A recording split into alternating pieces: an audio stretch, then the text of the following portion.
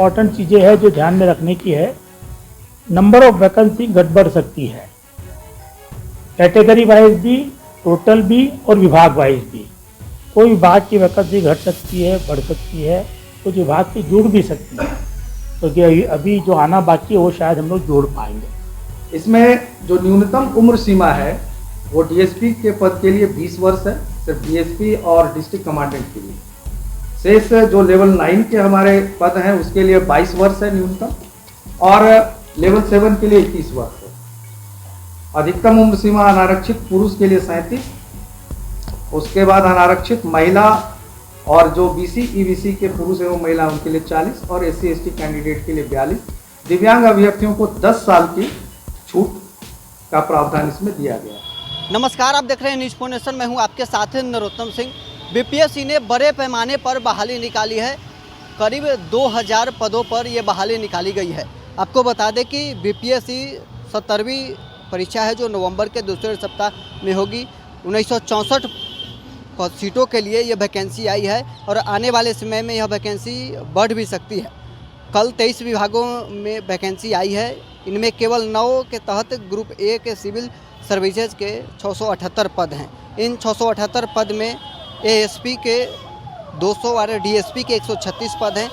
Level 7 के तहत group B के लिए 1291 पदों पर वैकेंसी है। ग्रुप बी में उद्योग विभाग में 35 पद और बढ़ेंगे। ऐसे में कुल मिलाकर वैकेंसी की संख्या बढ़कर 1964 हो जाएगी।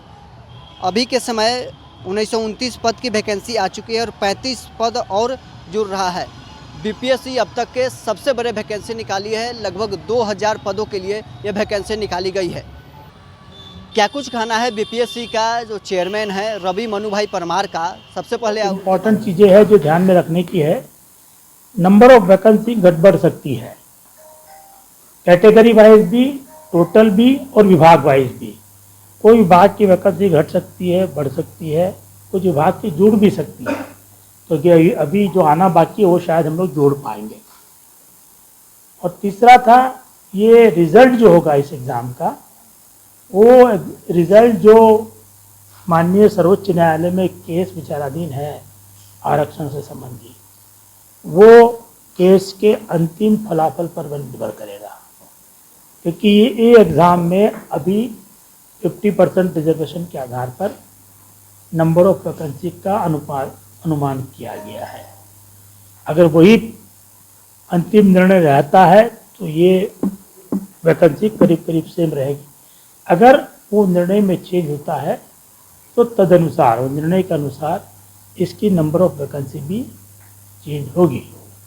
आगे मैं अनुरोध करूंगा कुंदन जी से कि विस्तृत विवरणी इसकी है वो दे दे, जिसमें आप लोग ज़्यादा बिहार फाइनेंस सर्विस के 168 पद और विभिन्न विभागों के सभी मिलाकर 174 रिक्तियां भी प्राप्त हैं जो लेवल 9 के पदाधिकारियों में, जिसमें शिक्षा विभाग है, मद्य निषेध विभाग है, अल्पसंख्यक कल्याण विभाग है, समाज कल्याण विभाग है, निर्वाचन सेवा है, इस प्रकार की सेवा है, श्रम संसाधन विभाग है। और नहीं, ये हमारे विज्ञापन में पूर्ण रूप से प्रकाशित होगी। ये लंबा लिस्ट है ना, इसके लिए इनको हमने शॉर्ट कर दिया है। वो पूरा टेबल है जिसमें विभागवार और श्रेणीवार दिया है, तो बड़ा क्लमजी हो जाता है। इसको हम लोगों ने शॉर्ट करके दिया है आपके लिए। वो हमारे वेबसाइट पे और न्यूज़पेपर में लेवल 9 में कुल 129 नहीं लेवल 9 में 678 और लेवल 7 में 1251 जो समूह ख ग्रुप बी में जो लेवल 7 के हैं।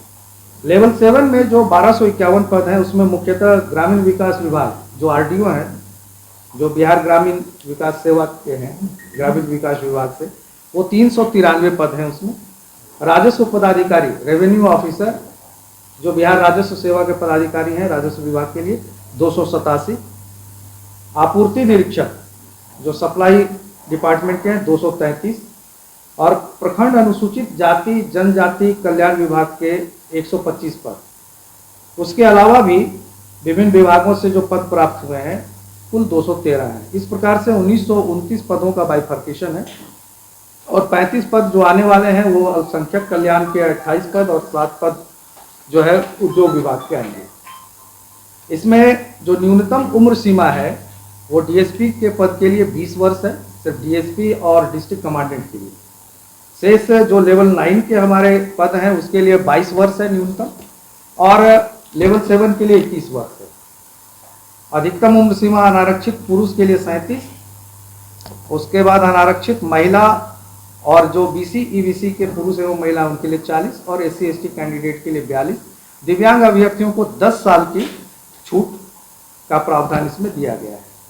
और जो हमारा आवेदन पब्लिश होगा, लगभग 1 माह का समय उन्हें दिया जाएगा आवेदन करने के लिए, और आवेदन करते समय ही अभ्यर्थियों को सभी अपने डॉक्यूमेंट्स को अपलोड करना है, जो भी उनकी शैक्षणिक योग्यता हो या प्रमाण पत्र हो, रिजर्वेशन से संबंधित हो, वो सभी डॉक्यूमेंट्स को अपलोड करने की आवश्यकता होगी। और इसमें जो परीक्षा शुल्क है वो अनारक्षित पुरुष जो कैंडिडेट होंगे उनके 600 रुपये है, और जो महिला होंगी और उसके अलावा जितने भी रिजर्वेशन कैटेगरी के जो भी कैंडिडेट हैं उन्हें 150 रुपये दिए हैं।